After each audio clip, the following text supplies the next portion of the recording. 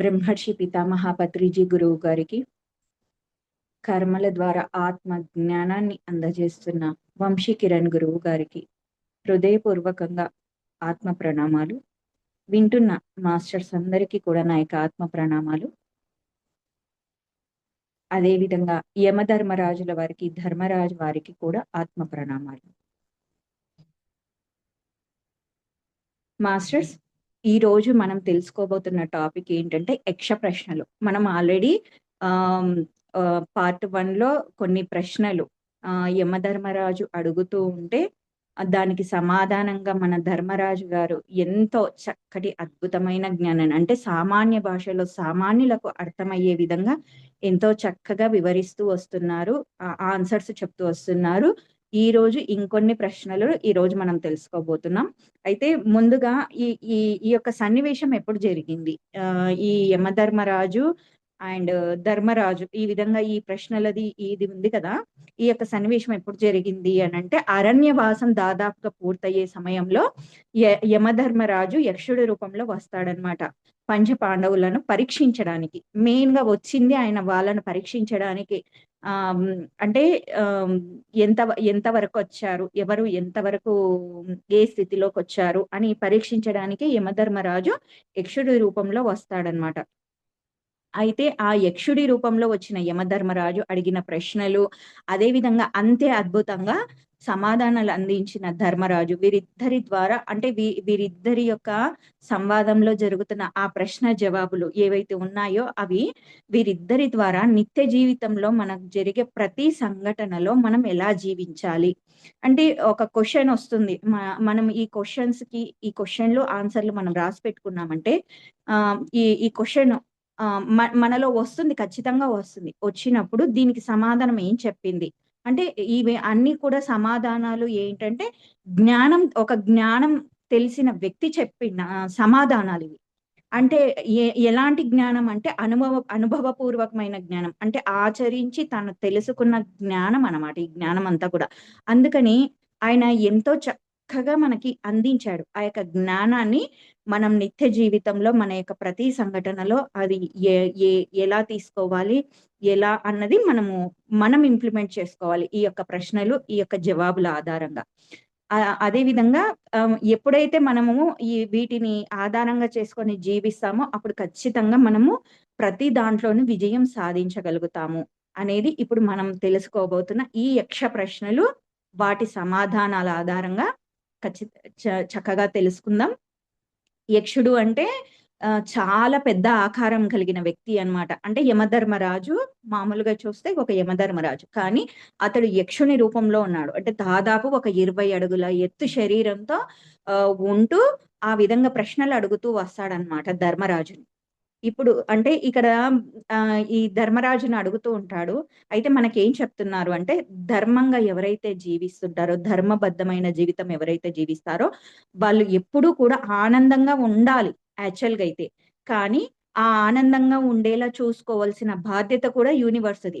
అందుకే మనకు స్టార్టింగ్ లోన మనకు అంటే మొత్తం అడుగుతారనమాట. అంటే మొత్తం అయిపోయిన తర్వాత సరే మీ తమ్ముళ్ళలో ఎవరిని బతికించాలి అని అంటే మాద్రి కొడుకును బతికించండి, ఎందుకంటే నా తల్లి సంతానంలో నేనున్నాను, తర్వాత మాద్రి సంతానంలో కూడా నకులుడు ఉండాలి కాబట్టి నకులుడిని బతికించండి అంటాడు కదా. అంటే మళ్ళీ అతన్ని బతికించినంత మాత్రాన మళ్ళీ ఆనందంగా జీవించంటే లేదు, నేను ఆనందంగా జీవించను, నా తమ్ముళ్ళు మరణిస్తే నేను ఎలా ఆనందంగా ఉంటాను అన్నప్పుడు యక్షుడు అందరినీ బ్రతికిస్తాడు కదా. అంటే యూనివర్స్ ఎప్పుడు కూడా ధర్మబద్ధమైన జీవితం జీవించే వాళ్ళను ఆనందంగా ఉండేలా చూసుకోవాల్సిన బాధ్యత ఖచ్చితంగా యూనివర్స్ పై ఉంటుంది.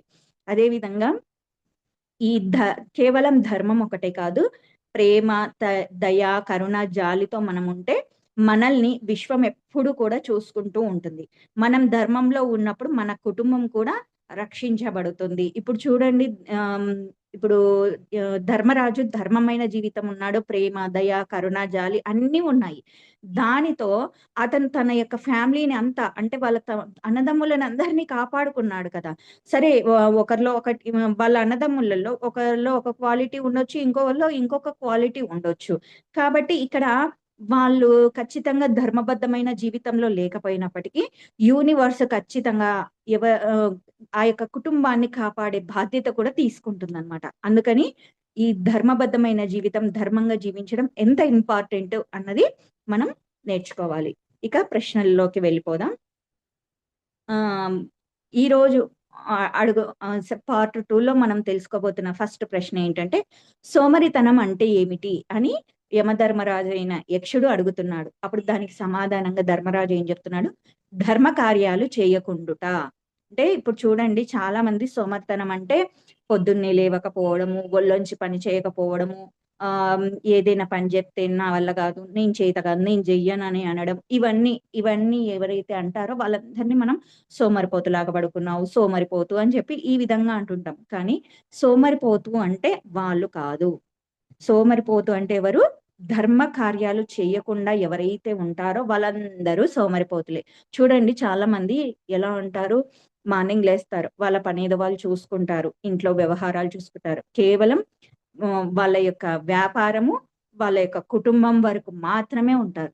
ఆ అంతేకాని ఎదుటి మనిషి ఏదైనా అడగడం కానీ, లేదంటే ఎదుటి మనిషికి ఏదైనా అవసరము, ఏదైనా హెల్పింగ్ నేచర్ ఏది ఉండదు. అంటే అంటే కుటుంబము తన గురించి కాకుండా పక్కవారి గురించి, సమాజం గురించి, లేకపోతే ఇంకా ఏదైనా సరే ఒక పక్కవాడి గురించి ఎవరైతే ఆలోచించి పక్కవాడి కోసం ఏదైనా సహాయం చేసే వాళ్ళందరూ కూడా ధర్మ కార్యాలు చేసేవాళ్ళే. కేవలం తన కోసము, తన కుటుంబము, తన ఫ్యామిలీ, తన పిల్లలు, ఇది అంటే తన వారికి మాత్రమే చూసుకునే వాళ్ళందరూ కూడా సోమరిపోతులు అని చెప్తున్నారు. ఇది నేను చెప్తున్నది కాదు, ధర్మరాజు చెప్తున్న ఆన్సర్. కాబట్టి ధర్మ కార్యాలు ఎప్పుడు కూడా మనం నిర్వహించాలి. లేకపోతే మనము ఈ విశ్వానికి ఏం చేస్తాం చెప్పండి? విశ్వం మనకెంతో ఇచ్చింది. సృష్టి మనకెంతో ఇచ్చింది అసలకి. ఎన్ని అవసరాలు ఇస్తుంది, ఎన్ని అవకాశాలు ఇస్తుంది. ఆ సృష్టికి కనీసం ఒక చిన్న హెల్ప్ అయినా సరే మనం చేయగలగాలి. అప్పుడే కదా సృష్టికి మనం ఏదైనా చేశాము అన్న సంతృప్తి కూడా మనకు లభించేది. అందుకే విశ్వానికి ఏమైనా సహాయం చేస్తున్నామా లేదా అని మనకు మనం సెల్ఫ్ చెక్ చేసుకోవాలి. సరే, ప్రతిరోజు నేను జీవిస్తున్నాను, ఇన్ని అవకాశాలు, కూర్చుంటే చక్కగా గాలి వస్తుంది, కరెంట్ ఉంది, నీళ్లు తాగడానికి అసలు ఏ మాత్రం కష్టపడకుండా నీళ్లు, అన్ని ఫెసిలిటీస్ ఉన్నాయి. ఇవన్నీ ఫెసిలిటీస్ ఉండడానికి కారణం ఏంటి అంటే ఒక ప్రకృతి, ఆ విశ్వం. ఆ విశ్వానికి నేను ఏదన్నా ఒక చిన్న హెల్ప్ అయినా నేను చేస్తున్నానా, ఏదన్నా ఒకటి అని ప్రతి ఒక్కరము చెక్ చేసుకోవాలి. అలా చెక్ చేసుకుంటూ ధర్మ కార్యాలు చేసేవారు సోమరితనంగా ఉండరు అని చెప్తున్నారు. నెక్స్ట్ క్వశ్చన్, దుఃఖం అంటే ఏమిటి? అజ్ఞానం కలిగి ఉండడం. జ్ఞానం లేకపోవడమే దుఃఖానికి కారణం. అయితే మనకు జ్ఞాన పరిధి తక్కువగా ఉన్నప్పుడే దుఃఖం అనేది వస్తుంది. చూడండి, మనము చక్కగా జ్ఞానము ప్రతిరోజు సజ్జన సాంగత్యంలో ఉంటూ జ్ఞానాన్ని పొందుతూ, చేస్తూ, నేర్చుకుంటూ అలా ముందుకెళ్ళినప్పుడు మనకు ఏదైనా కష్టం వచ్చినా ఓకే, ఇది నాకు వచ్చిందా అన్నట్టుగా ఉంటాం. అదే కొన్ని రోజుల పాటు మనం క్లాసులన్నీ వదిలిపెట్టేసి ప్రాపంచికమైన జీవితమే జీవిస్తూ ఎటువంటి జ్ఞానాన్ని పొందకుండా ఉన్నామనుకోండి, ఆటోమేటిక్‌గా అజ్ఞానంలోకి వెళ్ళిపోతాం. అప్పుడేంటి, చిన్న బాధొచ్చినా సరే దాన్ని తట్టుకోలేమనమాట. చిన్న బాధకు గూడా ఏడ్చేస్తుంటాం, బాధపడిపోతుంటాం. అయ్యో! నాకొచ్చింది అని జెప్పి బాధపడుతుంటాం. ఎందుకు అంటే అజ్ఞానంలో ఉండిపోతాము. అందుకే ఎప్పుడైనా సరే అజ్ఞానం కలిగి ఉండడమే దుఃఖానికి కారణము. ఫర్ ఎగ్జాంపుల్ చూడండి, మనకేదైనా ప్రస్తుత జీవితంలో మనకేదైనా ఒక కష్టం కానీ, ఒక ఇబ్బంది కానీ ఏదైనా వచ్చిందనుకోండి, మనము డ్రీమ్స్ ద్వారా అంటే మనకు ఏముంటుందంటే బాధైతే ఉంటుంది. అదొచ్చినప్పుడు అయ్యో! ఏ ఏ ఏందిరా నాయనా, ఇంత పెద్ద బాధొచ్చింది, ఇంత పెద్ద కష్టమొచ్చింది అని అనుకుంటాం. అదే మనం డ్రీమ్స్ ద్వారా కర్మను చూసుకొని, ఏం కర్మ చేయడం వల్ల నేను ఈ బాధను అనుభవిస్తున్నాను అని మనం ఎప్పుడైతే కర్మను చూసుకుంటామో, ఆ కర్మను చూసుకున్నప్పుడు ఏమైంది, ఆటోమేటిక్‌గా మనకు జ్ఞానం వస్తుంది. ఓహో! నేను ఆ కర్మ చేయడం వల్లనే ఇప్పుడు ఇది అనుభవిస్తున్నానా? సరే, నేను ఎంతో చేశాను కదా! ఎంతో చేసిన దాంతో పోలిస్తే ఇప్పుడు నేను బాధపడుతున్నది ఎంత? ఓకే, వచ్చింది. నేను కర్మ విపాకం చేసుకుంటాను, క్షమాపణ చెప్పుకుంటాను. ఆ యొక్క ఆత్మను క్షమించమని అడుగుతాను అని ఎప్పుడైతే మనము రియలైజేషన్ లోకి వచ్చి ఆ యొక్క జ్ఞానాన్ని మనం నేర్చుకుంటామో అప్పుడు చక్కగా ఏమైంది, దుఃఖం పోయింది. దుఃఖం ఎప్పుడు పోయింది, జ్ఞానం వచ్చినాకనే పోయింది. అందుకే దుఃఖానికి కారణం ఏంటి అంటే అజ్ఞానము, అజ్ఞానంతో జీవించడం. నెక్స్ట్ క్వశ్చన్, ధైర్యం అంటే ఏమిటి?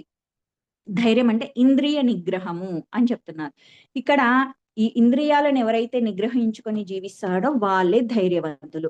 ఇప్పుడు చాలా మంది ధైర్యవంతులు అంటే ఎవరినో కొట్టొచ్చినోడు, లేకపోతే పొడి చేసేటోడు, చంపేటోడు, లేకపోతే తెగించి తిరిగిన వాడు, వీళ్ళు ధైర్యవంతులు అనుకుంటాం. కాదు. మన యొక్క కోపాన్ని మనం కంట్రోల్‌లో ఉంచుకుంటే మనం ధైర్యవంతులు. మన మోహాన్ని మనం బ్యాలెన్స్‌లో ఉంచుకుంటే మనం ధైర్యవంతులం. అవతలి వాళ్ళను చంపేయాలన్నంత కసి వచ్చింది. అయినా సరే చంపకుండా వాళ్ళను క్షమించి క్షమాతత్వంతో, ప్రేమతో మనం బ్యాలెన్స్‌గా ఉండడం అది ధైర్యవంతం. అంటే మన బ్యాలెన్స్‌లో మనం ఎప్పుడైతే ఇంద్రియాలను నిగ్రహించుకొని, అంటే ఇక్కడ అదొక్కటే కాకుండా మనం చూడాలనుకున్నప్పుడే చూడడం, మాట్లాడాలి అనుకున్నప్పుడే మాట్లాడడం, వినాలి అనుకున్నప్పుడే వినడం ఆ యొక్క టాపిక్స్‌ని వాటి. అలా ఎప్పుడైతే మన ఇంద్రియాలను మనం నిగ్రహించుకుని జీవిస్తామో మన యొక్క జీవితంలో మొత్తం అంతా కూడా అప్పుడు ఖచ్చితంగా మనం కూడా ధైర్యవంతులము. అందుకే ధైర్యం అంటే ఏంటి? ఇంద్రియ నిగ్రహము. నెక్స్ట్ స్నానం అంటే ఏమిటి? స్నానం అంటే ఏమిటి? మనసు మాలిన్యం లేకుండా చూసుకోవడం. ఇది నిన్న మనకు భగవద్గీతలో కూడా వచ్చింది. స్నానం అనేది ఈ యొక్క శరీరానికి కాదు, మనసులో మలినాలు లేకుండా ఉండేటట్టుగా చూసుకోవాలి. మనసులో మలినాలు అంటే మనం బాహ్య శరీరంతో ఎంత స్నానం చేసినా కూడా మనసులో మలినాలు పోవు. మన మలినాలను మనమే తొలగించుకోవాలి. మన మనస్సుని ఎప్పుడు ఒక తెల్ల కాగితంలా చైతన్యవంతంగా ఉంచుకుంటే స్నానం చేసినట్టే.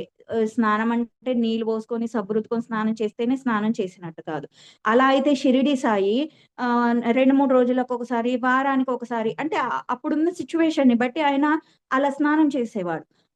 అయినా ఆయన ప్రతిరోజు ఎంత తేజస్సుతో వెలిగిపోయేవాడు, ఎంత తేజోవంతంగా ఉండేవాడు. ఎందుకు అంటే అతని మనస్సు మాలిన్యం కాలేదు. ఎంతో చక్కగా తెల్లటి కాగితంలాగా చక్కగా ఉన్నాడు. కాబట్టి అక్కడ ఏంటి మనకు స్నానము అంటే మన మనస్సును మనం మాలిన్యం లేకుండా చూసుకోవడమే అసలైన స్నానము. రోజుకు 10 సార్లు స్నానం చేసినా కూడా లాభం లేదు. నువ్వు ఒకసారి ఒక గంట సేపు కూర్చొని నీ మనసులో మాలిన్యాలను తొలగించుకుంటేనే నువ్వు అసలైన స్నానం చేసినట్టు. చూడండి మనకు పెద్ద పెద్ద మాస్టర్‌లందరూ కూడా ఎంత ప్రకాశవంతంగా వాళ్ళ తేజస్సుతో కనిపిస్తారు. ఎందుకు అంటే వాళ్ళ మనస్సు అంత తేజోవంతంగా, అంత ప్రకాశవంతంగా ఉంది కాబట్టే ఆ మనస్సులో అక్కడ ఉన్న తేజస్సే ఆ యొక్క మొఖంపై కనిపిస్తుంది. ఎంత మేకప్ ఏసుకున్నా కనిపించదది. అది ఒరిజినల్‌దనమాట. నెక్స్ట్ దానం అంటే ఏమిటి? సమస్త ప్రాణులను రక్షించడము. ఇక్కడ మనము దానము అంటే ఏదో డబ్బు దానం చేయడమో, లేకపోతే మనం ఏదో ఒకటి బట్టలు దానం ఏదో ఒకటి దానం చేస్తే మనం దానము అనుకుంటాం. కాదు. ఇక్కడ దానము అంటే ఏమిటి అని చెప్తున్నారంటే, సమస్త ప్రాణులను రక్షించడము అని చెప్తున్నారు. ఫర్ ఎగ్జాంపుల్ మనము మన ఇంట్లో ఒకటి నీ నీళ్ళ నీ నీళ్లున్నాయి. ఆ నీళ్ళలో ఒక చీమ పడ్డది. ఆ చీమ బాగా అల్లాడిపోతుంది. అది ఎలాగైనా నేను బ్రతకాలి అని దాన్ని ప్రయత్నం అది చేస్తుంది. మనం దాన్ని చూసాం. అప్పుడేంటి దాన్ని చక్కగా తీసి కిందికి దాన్ని ఆహ్, కాపాడాము అనుకోండి, ఆటోమేటిక్‌గా మనం దానవంతులమే. మనం దానం చేస్తున్న వాళ్ళమే. అదే విధంగా ఒక పక్షి జాతికి కనీసం ఒక ఆహారము, నీళ్ళు అలా ప్రతి ప్రాణకోటికి సమస్త ప్రాణులను మనకు వీలైనంత వరకు రక్షించడమే అసలైన దానము.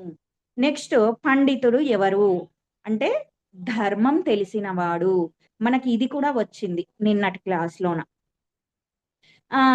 ధర్మం తెలిసినవాడు అంటే ఇక్కడ మనం చాలా మంది పండితత్వంతో పా పాండిత్యము అదంతా నేర్చుకుంటారు. చాలా మంది నేను భగవద్గీత ఎన్నో పారాయణాలు చేశాను. నాకంతా తెలుసు, నాకంతా వచ్చేసింది అంటారు. కానీ ఏం చేస్తారు చాలా మంది అంటే వాళ్ళు పూర్తి జ్ఞానాన్ని నేర్చుకోలేదు. ఊరికే తెలుసుకున్నారంతే. కానీ దాన్ని వాళ్ళు నిత్య జీవితంలో అమలు పరచట్లేదు. ఏం లేదు. ఊరికే తెలుసు అంతే. అలాంటి వాళ్ళు ఏం చేస్తారు అంటే ఆహ్, ఇతరుల ఇతరులను అంటే ఇతరుల యొక్క మతస్థులను, కులస్తులను ఉంటారు కదా! లేకపోతే దేశాలను, ఇతర దేశాల వారిని చంపేయాలి. వీళ్ళు మనకు భ్రష్టు పట్టిస్తున్నారు. వీళ్ళుండకూడదు. వీళ్ళు అసలు మన మన వాళ్ళు కానే కాదు అని ఇలా మాట్లాడుతుంటారు. వాళ్ళందరూ అసలైన పండితులు కాదు. అసలు మనకు భగవద్గీతలోనే చెప్పారు. అండ్ భగవద్గీతలోనే కాదు, బైబిల్, ఖురాను అన్నింటిలోనూ ఉండేది ఒకటే సారము యాక్చువల్‌గా. అందరూ చెప్పేది ఏంటంటే, అందరూ భగవత్ స్వరూపులే. ప్రతి ప్రాణిలోనూ ఆ భగవంతుడు సర్వం లిఖితం బ్రహ్మం. అంతా ఆ యొక్క బ్రహ్మంతోనే లిఖితమయ్యుంది సర్వము అని ప్రతి ఒక్క దాంట్లోనే ఉంటుంది. ప్రతి ఒక్కరు అది ఎంతవరకు అంటే జస్ట్ మాటల వరకు మాత్రమే తెలుసుకున్నారు. దాన్ని ఆచరణలో పెట్టడానికి చాలా మంది లేరనమాట. అయితే ఎవరైతే అసలైన జ్ఞానము అంటే ఆచరణలో పెడుతూ ఆచరణ పూర్వకమైన జ్ఞానం ఎవరు చేస్తారు అంటే, జంతు సంరక్షణ చేసేవాడు, ఎవరికైనా ఏదైనా ఇబ్బంది అవుతూ ఉంటే వాళ్ళను రక్షించేవాడు. ఎలాంటి ఆపదలు తన కళ్ళ ముందర ఎటువంటి హింస జరుగుతున్నా ఆ యొక్క హింసను ఆపగలిగేవాడు. వీళ్ళందరూ కూడా పండితులు. అంటే ఎందుకంటే అతనికి తెలుసు ధర్మం ఏంటి, అధర్మం ఏంటి అన్నది. ఆ ధర్మం తెలిసిన వాడు అతడే కాబట్టి అతడు ఆ విధంగా ఉంటాడు. ఏదైనా చదువుకోవడం, చెప్పుకోవడం వరకు కాకుండా మెయిన్‌గా ఏంటంటే ఆచరించడం రావాలి. ఆచరణే అసలైన ఇంపార్టెంట్. తర్వాత మూర్ఖుడంటే ఎవరు? ధర్మం తెలియక అడ్డంగా వాదించేవాడు. సత్యం తెలీదు వాడికి. అంటే మూర్ఖంగా అడ్డంగా పెట్టి వాదిస్తుంటాడు. ఈ మూర్ఖులకు మనం ఎంత వీలైతే అంత దూరంగా ఉండాలి. అంతేకాని ఆహ్, వా వాళ్ళకు వ్యతిరేకంగా మనం మాట్లాడుతూ ఆ యొక్క మూర్ఖుడికి వ్యతిరేకంగా మనం మాట్లాడుతూ ఉన్నామనుకోండి, మన ఎనర్జీ మనకు లాస్ అవుతుంది. కాబట్టి మూర్ఖులు అంటే ఏదైనా సరే అడ్డంగా పెట్టి నేను చెప్పిందే కరెక్ట్, నేను చేసిందే కరెక్ట్ అన్నట్టుగా మాట్లాడుతున్నారనుకోండి, మౌనంగా అక్కడి నుంచి వెళ్ళిపోయే ప్రయత్నం చేయండి. నెక్స్ట్ ఏది కాయం? కాయం అంటే శరీరం ఇక్కడ. ఏది శరీరం అని అడుగుతున్నాడు. అయితే దీనికి ఆన్సర్ చూడండి. సంసారానికి కారణమైనది అని చెప్తున్నాడు. ఇక్కడ సంసారము అంటే జీవన భృతి. అంటే మనం మార్నింగ్ లేచినప్పటి నుంచి రాత్రి పడుకునే వరకు మనం ఈ శరీరంతో ఎన్నో కార్యక్రమాలు చేస్తూ ఉంటాం కదా! ఆ యొక్క జీవనము దేని ద్వారా సాగుతుంది అంటే ఈ యొక్క శరీరం ద్వారే సాగుతుంది. ఈ శరీరంలోని ఇంద్రియాలు, శరీరంలోని ప్రతి ఒక్క అవయవము చక్కగా పనిచేస్తూ చక్కగా చేస్తుంది. అందుకే ఏది శరీరము అంటే ఈ యొక్క సంసారానికి కారమైనదే ఈ శరీరము అని మనకు జవాబిస్తున్నారు. నెక్స్ట్ అహం అంటే ఏమిటి? అహం అంటే ఏమిటి అంటే అజ్ఞానము. అజ్ఞానానికి మరో రూపమే అహంకారం. చాలా మంది అహంకారంతో ఉన్నవాళ్ళు అజ్ఞానంతో ఉంటూ జీవిస్తారు. కాబట్టే వారికి జ్ఞానం రాదు. జ్ఞాన సంపదను తీసుకొని పోవడానికి కారణం వాళ్ళు తీసుకోకపోవడానికి కారణం ఏంటి అంటే అహం. నాకంతా తెలుసు. నాకు తెలిసిందే కరెక్ట్. నేను జేసిందే కరెక్ట్. నా అంతటోడు లేడు. ఇలా అహంకారంతో ఉంటారనమాట. నేనే పెద్ద. నాకన్నీ తెలుసు ఇంకా. అవసరం లేదు. వాళ్ళు చెప్తే నేను వినేటిదేంది అన్నట్టుగా ఉంటారనమాట. అలాంటి వాళ్ళందరూ కూడా అహంతో ఉన్నవాళ్ళు. అహంతో ఎందుకుంటారంటే వాళ్ళు అజ్ఞానంలో ఉన్నారు. ఎవరైనా మీకు అహంకారంతో ఉన్నవాళ్ళు ఇలా ఏమైనా కనిపిస్తే, ఓహో! వాళ్ళు అజ్ఞానంలో ఉన్నారా అని మీరు సైలెంట్‌గా అయిపోవడానికి ప్రయత్నం చేయండి. అంతేకాని అహంకారంతో ఉన్న వాళ్ళతో గాని, మూర్ఖులతో కానీ మనము వెళ్ళామనుకోండి, మన ఎనర్జీ మనకు లాస్ అవుతుంది. నెక్స్ట్ దంభం అంటే ఏమిటి? తన గొప్పను తానే చెప్పుకోవడం. చూడండి ఇది చాలా మంది బయట మామూలుగా అంటే మనం మెడిటేషన్‌లోకి రాకముందు నేనంతటి వాడిని, నేనింతటి వాడిని, నేనది చేశాను, ఇది చేశాను, దానాలు చేశాను, ధర్మాలు చేశాను, ఎన్నో గొప్ప పనులు చేశాను, నేనంతిచ్చాను, ఇంతిచ్చాను అని ఇలా వాళ్ళకు వాళ్ళే గొప్పలు చెప్పుకుంటారు. ఎప్పుడైనా సరే గొప్ప పని చేస్తే మనం కాదు, అవతల వాళ్ళు గొప్పగా చెప్పుకుంటే అప్పుడు గొప్ప పనవుతుంది. ఇది బాగా అందరూ అర్థం చేసుకోండి. అంతేకాని నీకు నువ్వే గొప్పగా చెప్పుకుంటే అది దంభం అవుతుంది. అంటే దంభం అంటే ఎవరి గురించి వాళ్ళ గురించి వాళ్ళే డబ్బా కొట్టుకోవడం అన్నమాట ఇది. ఇప్పుడు సరే బాహ్య జీవితంలో అలా ఉంటాం కదా! అదే మెడిటేషన్‌లోకి వచ్చిన వాళ్ళెలా ఉంటారు? ఈ దంభం విషయంలో అంటే నాకంత శక్తి వచ్చింది, ఇంత శక్తి వచ్చింది. ఆ మాస్టర్స్‌తో నేను కనెక్ట్ అయ్యాను. ఇటువంటి మాస్టర్ ఎంతో పెద్ద పెద్ద మాస్టర్‌లతో నేను మాట్లాడాను. ఎన్ ఎంతో శక్తిని, ఎంతో ఎనర్జీని సంపాదించుకున్నాను. నాకు ఆ దివ్య శక్తులు ఉన్నాయి. నేనిట్లా సంకల్పం పెడితే ఇట్లా అయిపోతది అని ఇలా వాళ్ళ గురించి వాళ్ళు డబ్బా కొట్టుకుంటారు చూడండి, వాళ్ళందరూ కూడా దంభం వాళ్ళనమాట. అంటే ఈ డాంబికం వాళ్ళు, అంటే వాళ్ళ గురించి వాళ్ళే చెప్పుకుంటారు. అది ఎప్పుడైనా సరే అవతలోడు గుర్తించి చెప్తే అది ఓకే, గొప్ప పని, గొప్ప మాస్టర్. అంతేకాని నీ గురించి నువ్వే చెప్పుకున్నావు అంటే అది డాంబికం అవుతుంది. నెక్స్ట్, ధర్మ అర్థ కామం ఎక్కడ కలియును? మనకు ధర్మ అర్థ కామ మోక్షం ఇవి 4 ఉన్నాయి కదా. అందులో ధర్మము అర్థము కామం ఎక్కడ కలియును అంటే తన భాగస్వామితో, అంటే భార్య అయితే భర్తతో, భర్త అయితే భార్యతో కలుస్తాయి. ఇక్కడ ధర్మం అంటే ధర్మశాస్త్రం, అర్థము అంటే డబ్బు, కామము అంటే కోరికలు. ఈ 3 కలిసేది కేవలం భాగస్వామితో. ఈ 3 అక్కడే కలవాలి కూడా. ఈ 3 విషయాలు భాగస్వామితో కలిసి ఉండాలి. ఎలా అంటే ఆమ్, ఏ ఒక్క దాంట్లో లేకపోయినా మనకు మోక్షం రాదు. అంటే ఈ ధర్మము అర్థము కామం ఈ మూడిట్లలో ఏ ఒక్క దాంట్లో అయినా మనం మిస్ అయ్యాము అనుకోండి, మనకు మోక్షం రాదు. మోక్షం అంటే ఏంటి? విడుదల, మనందరికీ తెలిసిందే. ఆ విడుదల అనేది దొరకదు.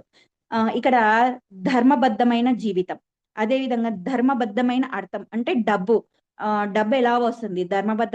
ధర్మబద్ధంగా డబ్బు సంపాదిస్తున్నాడా, అధర్మాలు చేసి డబ్బు తెస్తున్నారా, ఆ డబ్బు ఎటువంటి డబ్బు, అది చెక్ చేసుకోవాలి. తర్వాత ధర్మబద్ధమైన కామం అంటే ఎటువంటి కోరికలు కోరుకుంటున్నాం, ఎటువంటి కోరికల్లో జీవిస్తున్నాం. ఆ ఫర్ ఎగ్జాంపుల్, ఒక వ్యక్తి ఆమ్, ఎంతో కష్టపడి ఎంతో సంపాదించి తన యొక్క కుటుంబాన్ని లాక్కొస్తూ ఉంటాడు. సడన్ గా భార్య నాకు డైమండ్ నెక్లెస్ కావాల్సింది, నువ్వు ఇప్పిస్తావా సస్తావా అన్నట్టు మాట్లాడాడు అనుకోండి, అది విపరీతమైన కోరికనా కాదా? అంటే అది ధర్మబద్ధమైన కోరికనా? కాదు.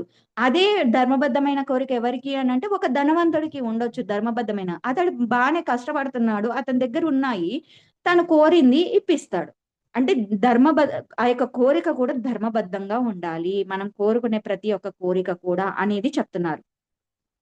దొరికింది కదా అని చెప్పి కూడా మళ్ళీ తీసుకోకూడదు. ఒకవేళ మనం తీసుకున్నాము అంటే మాత్రం మోక్షం రాదు. బాగా గుర్తుపెట్టుకోండి.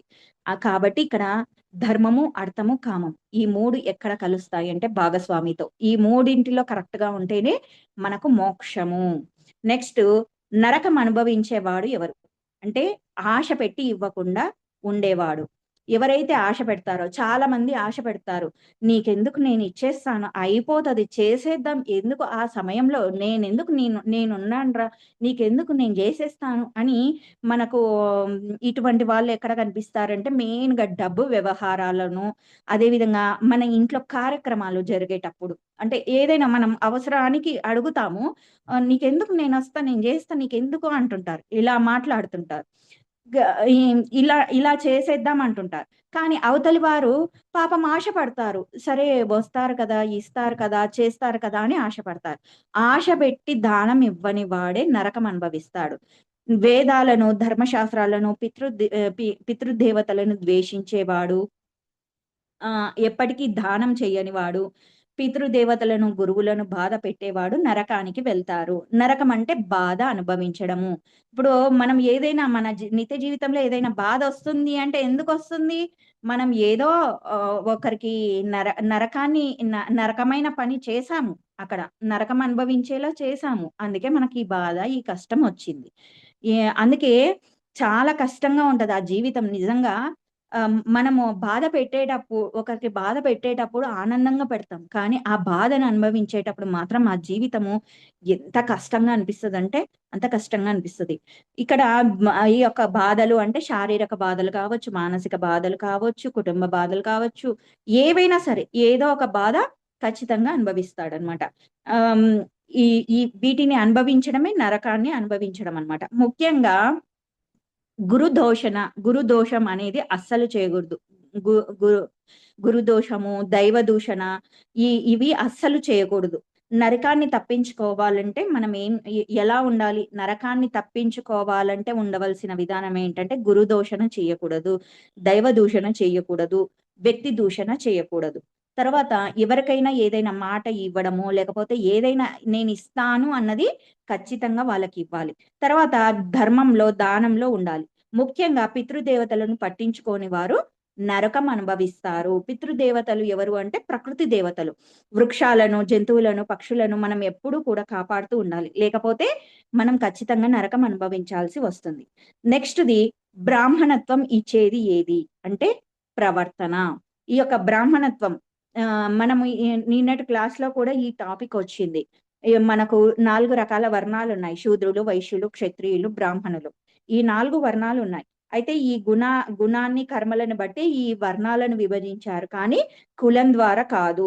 కష్టపడి పనిచేసేవారు శూద్రులు, వ్యాపారం చేసేవారందరూ వైశ్యులు, పోలీసులు, ప్రజల రక్షణార్థం పనిచేసే వారందరూ క్షత్రియులు, ఆధ్యాత్మికంలో ఎవరైతే పండిపోయారో, ఆధ్యాత్మిక తపన ఉన్నవాళ్ళు, బ్రహ్మాండం గురించి తెలుసుకోవాలనుకుంటున్న వాళ్ళు, శాకాహారులు వీళ్ళందరూ కూడా బ్రాహ్మణులు. అయితే ఈ యొక్క బ్రాహ్మణత్వము ప్రవర్తన అంటే ఏంటి అంటే ఎన్‌లైట్‌మెంట్ వల్ల వస్తుంది. ఇప్పుడు మనము ప్రతిరోజు ఒక జ్ఞానం తెలుసుకుంటున్నాం. తెలుసుకొని దాన్ని నిత్య జీవితంలో అమలు పరుస్తూ జ్ఞానాన్ని పొందుతున్నప్పుడు ఆటోమేటిక్‌గా ఎన్‌లైట్‌మెంట్‌ని పొందుతూ ఉంటాం. ఎవరైతే ఎన్‌లైట్‌మెంట్ అవుతూ వారి ఆత్మస్థితిని పెంచుకుంటారో వారే అసలైన బ్రాహ్మణులు. అంతేకాని పేరుకు బ్రాహ్మణత్వము జంధ్యమేసుకొని, పూజ చేసుకొని, పిలక పెట్టుకున్నంత మాత్రాన బ్రాహ్మణుడు కాదు. ఆధ్యాత్మిక మార్గంలో ఉంటూ, ఆధ్యాత్మికమైన జ్ఞానాన్ని పొందుతూ, దాన్ని నిత్య జీవితంలో ఆచరించిన వాడే. ఆచరిస్తూ మళ్ళీ ఆ జ్ఞానాన్ని 10 మందికి పంచాలి. అలాంటి వాళ్ళే అసలైన బ్రాహ్మణులు అని చెప్తున్నారు. Okay masters. Thank you.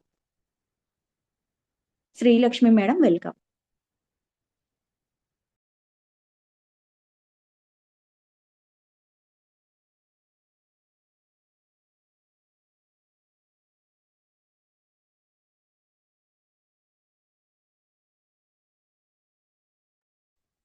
Srilakshmi madam.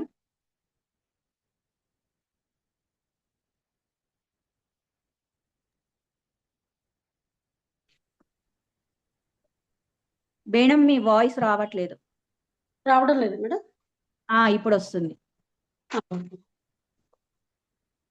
Masters మహర్షి పితామహ పత్రిజీ వారికి, తులసి మాస్టర్ గారికి హృదయపూర్వకంగా ఆత్మ ప్రణామాలు తెలియజేసుకుంటున్నాను. అలాగే యమధర్మరాజుల వారికి, ధర్మరాజు గారికి హృదయపూర్వకంగా ధన్యవాదాలు. ఓకే మాస్టర్స్, మనము యక్ష ప్రశ్నలు తెలుసుకుంటున్నాం కదా. దాంట్లో నెక్స్ట్ వచ్చి యక్షుడు అడిగిన ప్రశ్నకి ధర్మరాజు ఇచ్చిన ఆన్సర్ అంటే మంచిగా మాట్లాడేవాడికి ఏం దొరుకుతుంది అనే ప్రశ్నకి ఆయన అంటే వాక్ శుద్ధిగా ఉండేవాడికి ఏం లభిస్తుంది అని ఆయన అడిగినప్పుడు ధర్మరాజు గారు మిత్రత్వము అంటే మైత్రి లభిస్తుంది, అంటే స్నేహము. అంటే ఎప్పుడైతే మనము నోరు మంచిదైతే ఊరు మంచిదవుతుంది అని చెప్తాం కదా ఫ్రెండ్స్. కాబట్టి మనము మన యొక్క వాక్కు శుద్ధిగా అంటే మనం మాట్లాడే మాటల్ని పట్టే మనకు శత్రువులు కానీ, మిత్రులు కానీ అవుతూ ఉంటారనమాట. అందుకని మనం మాట ఎప్పుడు కూడా ఎలా మాట్లాడుతున్నాము, ఎదుటివాడికి బాధ కలిగిస్తున్నామా, మనము ఇదంతా కూడా చెక్ చేసుకుంటూ ఉండాలి. అలాగే మనం మాట్లాడే మాట ద్వారా కూడా ఎంతో శక్తి దుర్వినియోగం అవుతూ ఉంటుందనమాట. అందుకనే మనం మాట్లాడే మాట వల్లనే మనకు ఎంతోమంది మిత్రులవుతారు, శత్రువులు కూడా అవుతారనమాట. అందుకని నోటి మాట ద్వారా మన ఎనర్జీ లెవెల్స్ కూడా అంటే మన యొక్క శక్తి కూడా దుర్వినియోగం అవుతుందనమాట. అందుకని ఎప్పుడు కూడా మనం మాట్లాడే మాట కూడా మంచిగా ఉండాలి. అంటే ఇతరుల్ని బాధించకుండా, ఇతరుల్ని ఇబ్బంది పెట్టకుండా ప్రేమతత్వంతో మాట్లాడే విధంగానే ఉన్నప్పుడు మాత్రమే మనకు మిత్రత్వము, మైత్రి అనేది ఉంటుంది అని చెప్పి ఆయన చెప్తారనమాట. అంటే మనం మాట్లాడే మాటల వల్ల ఇంట్లో ఎక్కడైనా సరే మనము ఒక స్వర్గమైన జీవితాన్ననమాట. అంటే అద్భుతంగా మన జీవితం స్వర్గంగా ఉంటుందనమాట. లేకపోతే మాటల ద్వారా ఇంట్లో ఏదైనా ఒక మాటొచ్చినప్పుడు, గొడవలు పడ్డప్పుడు ఇలాంటి వాటి వల్ల ఏమవుతుంది? నరకమవుతుందనమాట. మన యొక్క జీవితం నరకమవ్వడము, ఇంట్లో ఇబ్బందులు పడడం, ఎక్కడైనా కూడా మన యొక్క నోటి మాటని మనము అదుపులో ఉంచుకోవాలి. అప్పుడు మాత్రమే అందరూ కూడా మనకు మిత్రులవుతారు. ఇప్పుడు బంధుత్వాలు అనేటివి కార్యకారణ సంబంధాల ద్వారా వస్తాయి ఫ్రెండ్స్. అంటే ఆ కుటుంబ సభ్యులంతా కూడా కర్మచక్రం ద్వారా వస్తారు. కానీ బయట ఎంతోమంది ఉంటారు. వాళ్ళంతా మనకు స్నేహితులుగా అవ్వాలి అంటే, మనం వాళ్ళతో ప్రవర్తించే విధానము, మాట ఇవన్నీ కూడా మనకుంటుందనమాట. ఈ మాట వల్లే మన యొక్క మైత్రి అనేది ఏర్పడుతుంది అని చెప్పి ఆయన చెప్తున్నారనమాట. అందుకని మనం ప్రతిరోజు ఆ వాక్ శుద్ధి మనం ఎలా మాట్లాడుతున్నాము, ఎవరితో ఎలా బిహేవ్ చేస్తున్నాము అనేది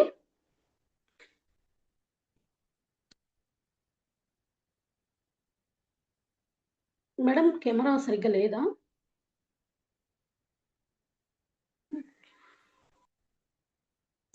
కాబట్టి మనము మన మాటలు ఉన్నతంగా ఉండాలి. ఉన్నతంగా మాట్లాడే విధంగా మనకు ఉండాలి అనేది నేను చెప్తాననమాట. అంటే ఇంకొకటి కూడా మన దగ్గరగా లేని వాళ్ళ గురించి అంటే ఎవరైనా ఇద్దరు ఉన్నప్పుడు మూడో వ్యక్తి గురించి మనం మాట్లాడుకోకూడదు. ఇది చాలా చాలా ఇంపార్టెంట్ ఫ్రెండ్స్. అంటే మనము గాసిప్స్ లాగా మూడో వ్యక్తుల గురించి, మన దగ్గర లేని వాళ్ళ గురించి మాట్లాడుకుంటూ ఉంటామనమాట. అలా మేడం చేసినప్పుడు కెమెరా ఒకసారి సెట్ చేసుకోండి మేడం. Okay ma'am. రివర్స్ ఉంది. రివర్స్ ఉంది. ఇప్పుడు ఓకే. ఇప్పుడు ఓకే.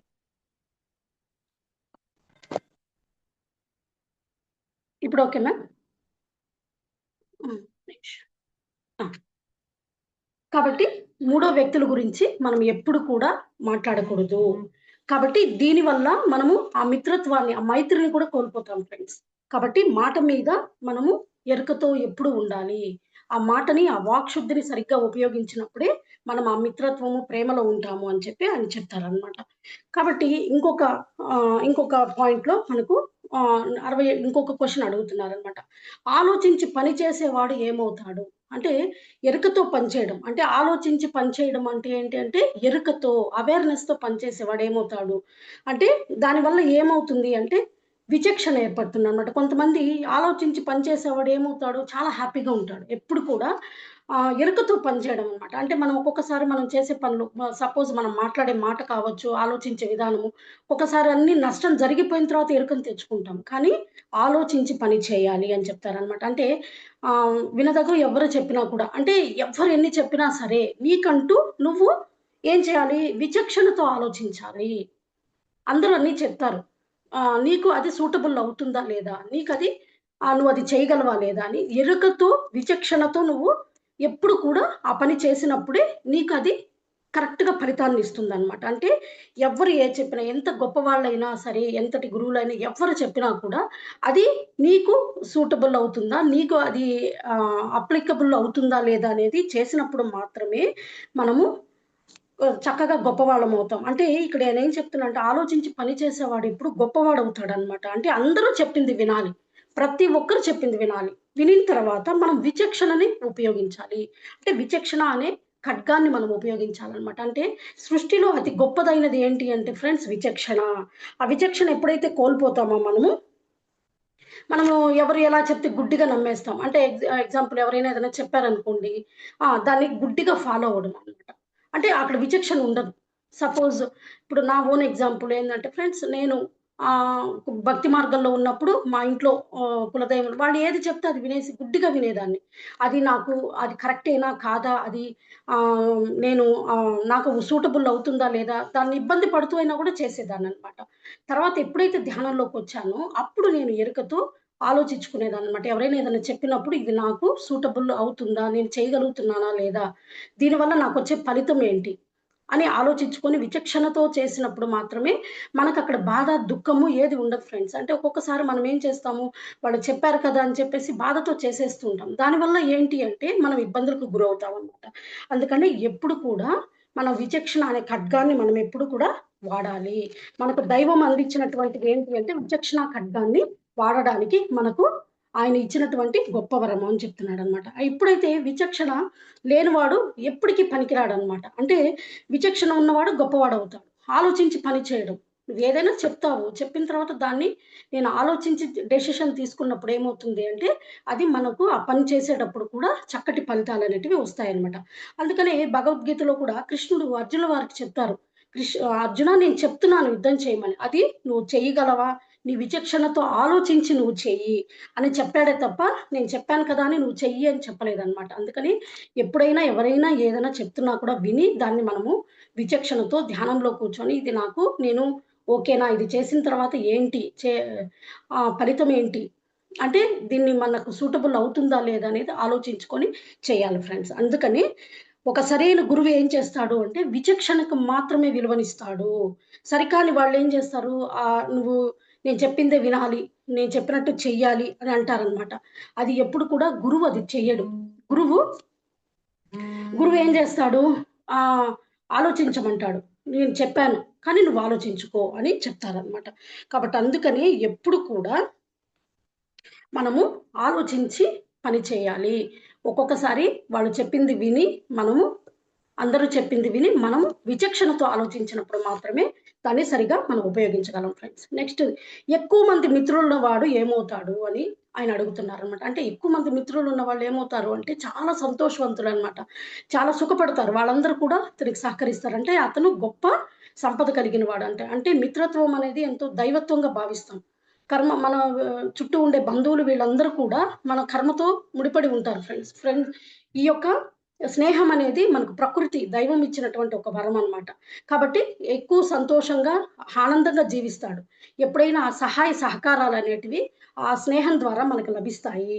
కాబట్టి ఎక్కువగా మిత్రులున్నవాడు చాలా అద్భుతంగా, ఆనందంగా, సంతోషంగా ఉంటాడు అని చెప్పి ధర్మరాజు చెప్పడం జరిగిందనమాట. నెక్స్ట్ ఎవడు సంతోషంగా ఉంటాడు అని యమధర్మరాజు అడిగినప్పుడు, ఆయన అప్పులు లేనివాడు, తనకున్న దాంతో తృప్తి చెందేవాడు, ఎప్పుడూ సంతోషంగా ఉంటాడు అని ధర్మరాజు చెప్పడం జరిగింది. అంతే కదా ఫ్రెండ్స్!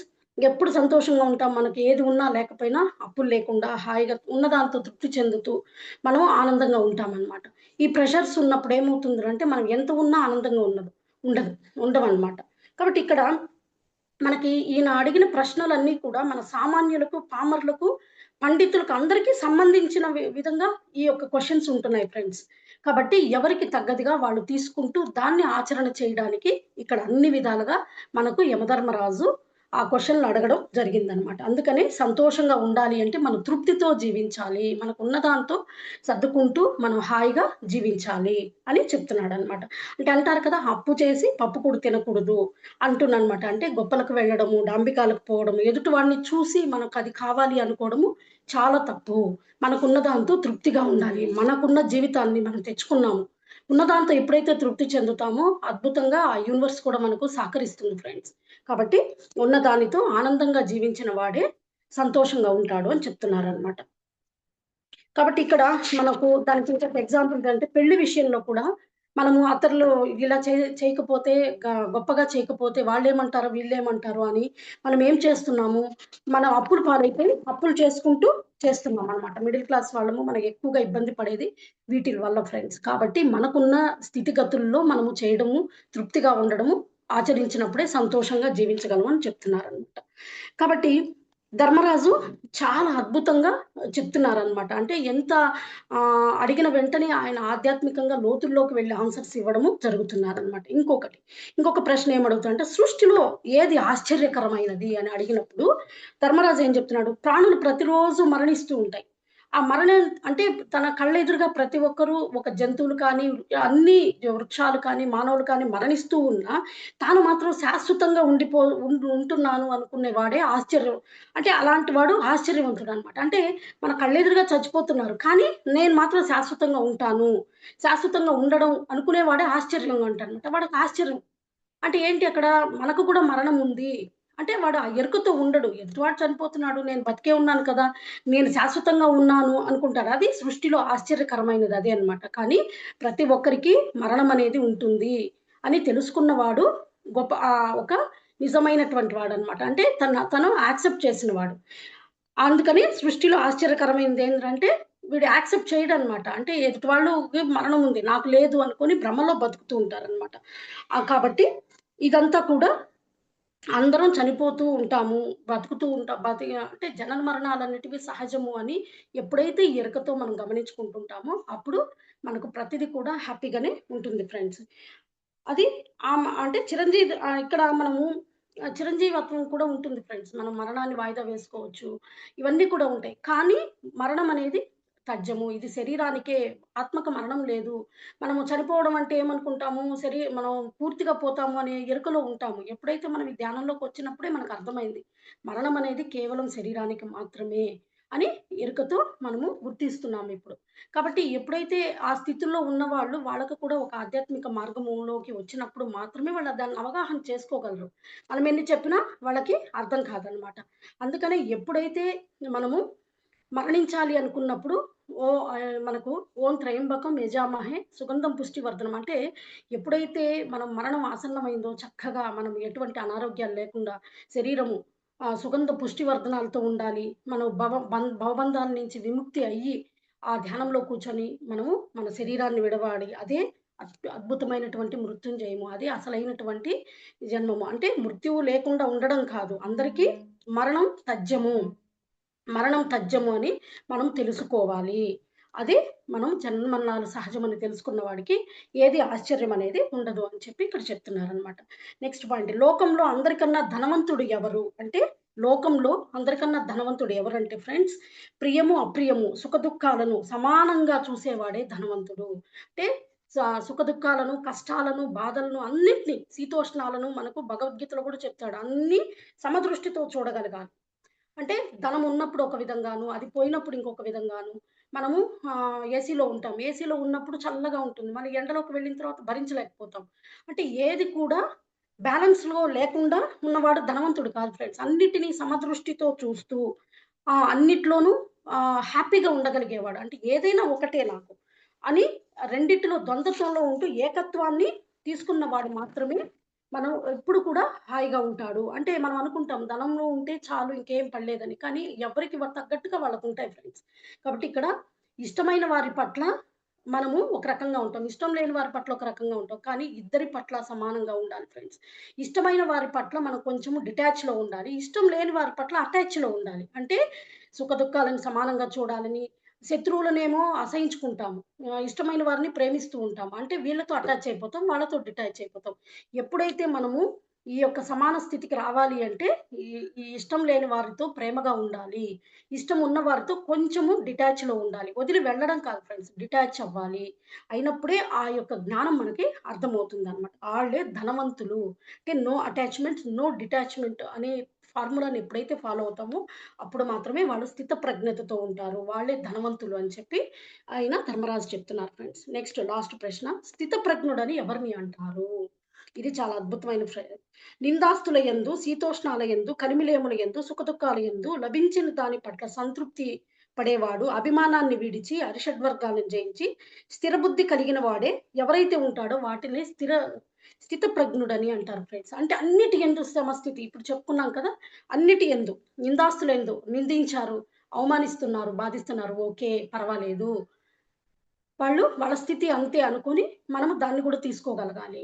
పొగిడినప్పుడు హ్యాపీగా ఫీల్ అవ్వడం, తిట్టినప్పుడు బాధపడుతూ ఉంటాం ఫ్రెండ్స్ ఎప్పుడైనా కూడా. కానీ దాన్ని ఎరుకతో గమనించుకొని మళ్ళీ మామూలు స్థితికి రావాలి మనము. శీతోష్ణాల యందు అంటే ఈ యొక్క చ చలి యందు, వేడి యందు, అన్నిటి యందు, కలిమిలేముల యందు ధనమున్నప్పుడైనా, లేనప్పుడైనా ఉండాలి. సుఖదుఖాలు అన్నిటి యందు సమస్థితితో అంటే బ్యాలెన్స్‌లో ఉన్నవాడే స్థితప్రజ్ఞుడు. వాడే బుద్ధి కలిగిన వాడు అని చెప్పి ఇక్కడ చెప్తున్నారనమాట. అంటే తిట్టినప్పుడు బాధపడకూడదు.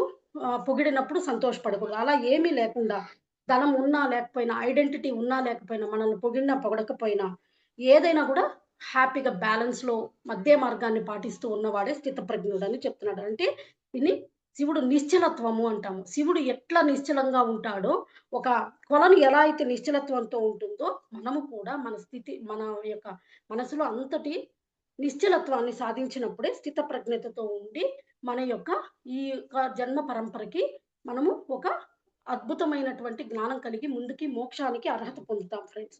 ఇదే మనకు ఈ యమధర్మరాజు అడిగిన క్వెషన్‌లకి ధర్మరాజు అందించినటువంటి అద్భుతమైనటువంటి ప్రశ్నలు ఫ్రెండ్స్. అన్నిట్లోనూ మనము చాలా చక్కగా బ్యాలెన్స్ చేసుకుంటూ ఉన్నప్పుడు మాత్రమే మనం ఆ మోక్షానికి అర్హత సాధించగలము. కాబట్టి ఇంతటి అద్భుతమైన ఈ యొక్క ప్రశ్నలన్నిటిని మనకు వ్యాస భగవానుడు అందించారు. ఆయనకి కృతజ్ఞతలు తెలియజేసుకుంటూ, ఈ అవకాశాన్ని ఇచ్చిన మాస్టర్స్ అందరికీ కూడా హృదయపూర్వకంగా ధన్యవాదాలు masters. Thank you. Thank you so much. Thank you ma'am.